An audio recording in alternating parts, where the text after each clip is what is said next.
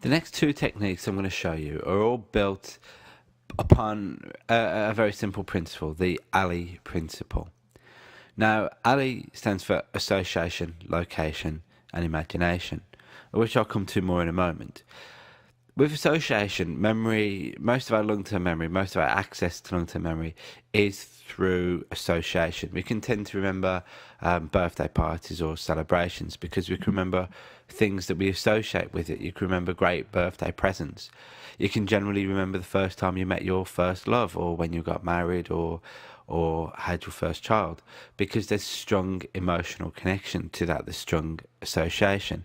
But in the same way, you can also remember activities that you did when you were 16 through listening to music that you listened to at that time, because you're recalling the associations, and it kind of triggers parts of your brain to react and remember what you got up to at that time. So an association is a key part of memory, and it's very important to be able to associate with activities and things that you want to remember.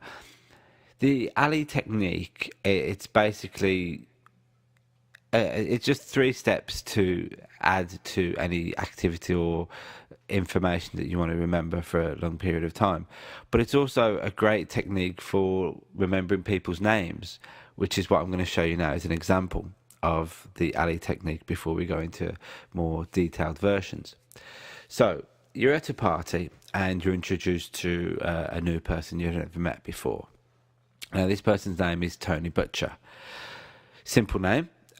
But, you're at a party, there's 30 other people, you may forget that within 5 minutes, unless you decide to use the ALI technique to create an association with that name. So, association, Tony Butcher. Simply, you can, if you already know a person called Tony, you can remember that person alongside your existing friend Tony. Or if you've never met a Tony before and you don't know, and you've never even heard the name Tony before, what can you do? Well, break the name down. Tony. Tony, it sounds like a toe and a knee. So you can imagine a giant toe and a giant knee. Tony. Butcher. Well, we all know what a butcher is. So you can use location now, and you can visualize the person you've just met standing in a butcher shop. You can visualize him working in a butcher shop, or you can just picture him at the party that you're at, wearing a butcher's apron with a big meat cleaver. Now, if it's a Halloween party, he may even be dressed as a butcher. Unlikely, but you never know. So straight away, you've started to associate and locate. Again, if you know someone called Tony and you've been around their house a lot, you can use that as a location. So you can put Tony Butcher in your friend Tony's house.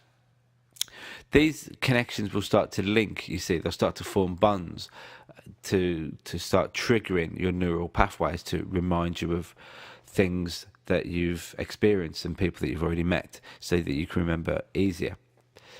Now, imagination is really one of the most important parts of building a strong memory and building a strong, speedy process to remember people and remember things. So the more imaginative you can be, the more ridiculous, the more extreme, the more likely you've got of remembering it, because that's how you tend to remember things. You can remember the funniest experiences from childhood because they're extreme.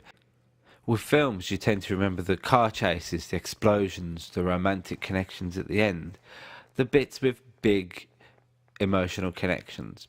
So your imagination is a key way of creating your own emotional connections and creating your own memories.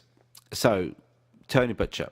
To create a big imaginative version of Tony Butcher, you can imagine a giant toe on a knee in a butcher shop. Now, it's unlikely you've already seen a giant toe and a knee in a butcher shop, which is why it's good to use your imagination. But now you've got 3 ways of remembering this new person, this Tony Butcher that you've never met before. You can imagine a giant toe and a knee standing in a butcher shop every time you see this person, Tony Butcher. You can remember your friend Tony standing next to Tony Butcher, and from there you go, Tony. Or you can imagine this person standing in a butcher shop or wearing a butcher's apron, so Tony Butcher. You'll often find that with a person's name, if you remember half of it, you can generally get the rest of it as well. So it's a great technique to try. It does take practice. You know, you're not going to suddenly go to a party, remember 30 people's names without putting the effort in. Every time you learn a new name, it does start to sink in better. Now, a great technique, a great little exercise to do for this is to pick up a magazine, pick up a newspaper, completely at random, and find a person you've never seen before. Generally, you'll find the caption underneath with their name, and start thinking how you can associate, locate, and imagine to remember that name. Put that magazine away, come back to it tomorrow, see if you can remember it. Simple activity. The practice will build the experience and the skills. So, association, location, imagination. We're going to go a bit more in depth with that now, but that's a start to get you going.